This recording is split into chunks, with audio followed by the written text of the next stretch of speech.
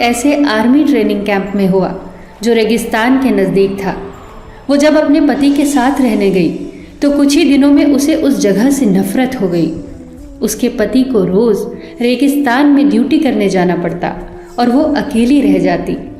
लगातार बढ़ता तापमान, असहनीय गर्मी, चारों ओर कैक्टस ही कैक्टस, बात करने को कोई भी नहीं, गर्म हवाएं लगातार बहती, कुछ भी खाओ पियो, यहाँ तक कि सांस भी लो तो सब में धूल ही धूल भरी होती। उसने अपने पिता को चिट्ठी लिखी, सब बताया और आखिर में लिखा, मेरा यहाँ एक दिन भी रहना अब मेरी बर्दाश्त से बाहर है। इससे तो अच्छा था कि मैं जेल में होती। उसके पिता ने जवाब में सिर्फ 2 लाइनें लिखी और उन 2 लाइनों ने उस औरत की पूरी जिंदगी बदल दी। जानते हैं उसके पिता ने जवाब में क्या लिखा? 2 लोगों ने जेल की सलाखों के पीछे से देखा। एक ने कीचड़ देखा, दूसरे ने सितारों से भरा आसमान। एक ने कीचड़ देखा, दूसरे ने सितारों से भरा आसमान। इन पंक्तियों को उसने बार बार पढ़ा। उस पर इनका इतना गहरा असर हुआ कि फिर कभी उसने जीवन में शिकायतें नहीं की। उसके बाद उसने सिर्फ नेमतों को गिना और ईश्वर को उसके लिए धन्यवाद दिया। उसके बाद उसने कभी अपने जीवन में कीचड़ नहीं देखा, सिर्फ और सिर्फ सितारों से भरे आसमान को देखा। जैसा आप देखना चाहेंगे वैसा ही ये जीवन, ये लोग, ये संसार आपको दिखेगा। बेशक कई परिस्थितियां हमारे हाथ में नहीं होती, पर उन पर हमारी प्रतिक्रिया कैसी हो ये पूरी तरह से हमारे ही हाथ में होता है। एक गुरु से शिष्य ने कहा, गुरुजी, एक आदमी आश्रम के लिए गाय उपहार में दे गया है। गुरु ने उत्तर दिया, अच्छा हुआ, सभी को दूध पीने को मिलेगा। कुछ दिनों के बाद शिष्य ने फिर आकर कहा, गुरुजी, जिस आदमी ने गाय दी थी वो आकर अपनी गाय वापस ले गया। गुरु ने कहा, अच्छा हुआ, गोबर उठाने के झंझट से मुक्ति मिली। परिस्थिति बदले तो अपनी मनस्थिति बदल लो, फिर दुख भी सुख में बदल जाएगा। सारा खेल तो बस नजरिए का है। हम में से हर किसी को स्वर्ग की चाबी दी गई है और मज़े की बात तो ये है कि उसी चाबी से नर्क के द्वार भी खुलते हैं और उस चाबी का नाम है नजरिया।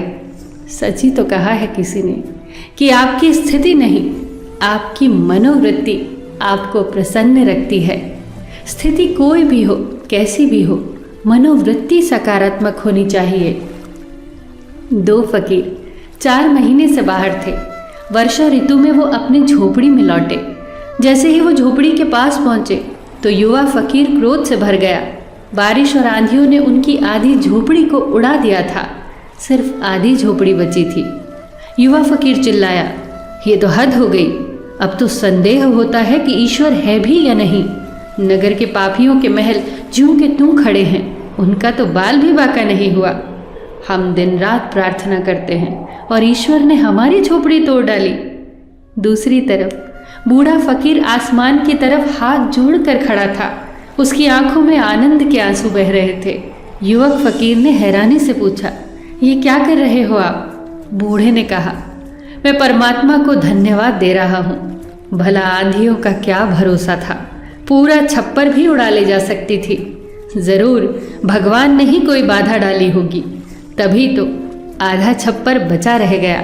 हम गरीबों का भी कितना ख्याल रखता है वो। रात हुई, वो दोनों सोने चले गए। एक क्रोध से भरा था, चिंता से भरा था। रात भर करवटें बदलता रहा, सो न सका, सोचता रहा। आकाश में बादल घिराए हैं, वर्षा ऊपर खड़ी है, कल वर्षा हुई तो क्या होगा। दूसरा धन्यवाद से भरा हुआ था, कृतज्ञता से भरा वो गहरी नींद में सोया। सुबह उठा तो खुशी से झूमने लगा और आकाश की तरफ हाथ उठाकर फिर से ईश्वर को धन्यवाद दिया। हे परमात्मा, शुक्र है तेरा, मुझे तो पता ही नहीं था कि आधे झोपड़े में सोने का क्या आनंद है। अगर पहले पता होता तो तेरी हवाओं को भी तकलीफ न देते, खुद ही आधा छप्पर अलग कर देते। जब भी नींद खुली तो आकाश में कहीं बादल उड़ते दिखाई दिए तो कहीं चमकते सितारे। सोचने लगा कि कल बारिश भी होगी तो आनंद और बढ़ जाएगा। आधे झोपड़े में हम सोए होंगे, और एक तरफ बारिश की बूंदें संगीत पैदा करेंगी। कितने आनंददायी क्षण होंगे वो। हम तो पागल ही थे जो कई वर्षा ऋतुएं झोपड़े के अंदर ही गुजार दी। इस पर युवा फकीर क्रोधित होकर बोला, ये क्या पागलपन है, क्या बकवास है ये। बूढ़े फकीर ने मुस्कुराते हुए कहा, ये पागलपन नहीं है।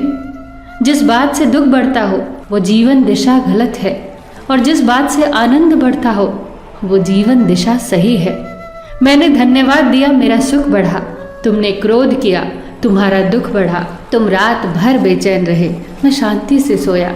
मैं आनंदित हूँ, शांत हूँ, तुम क्रोधित हो। तुम ही बताओ मुझे, कौन सी जीवन दिशा सही है? सच्ची तो है, जिस बात से आनंद बढ़ता हो, सुख बढ़ता हो, शांति बढ़ती हो, वही जीवन दिशा तो सही है।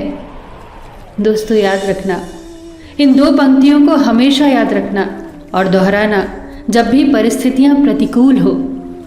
दो लोगों ने जेल की सलाखों के पीछे से देखा, एक ने कीचड़ देखा और एक ने तारों से भरे आसमान को देखा। फिर मिलेंगे दोस्तों अगली वीडियो के साथ। तब तक के लिए अपना ख्याल रखना और हमेशा मुस्कुराते रहना।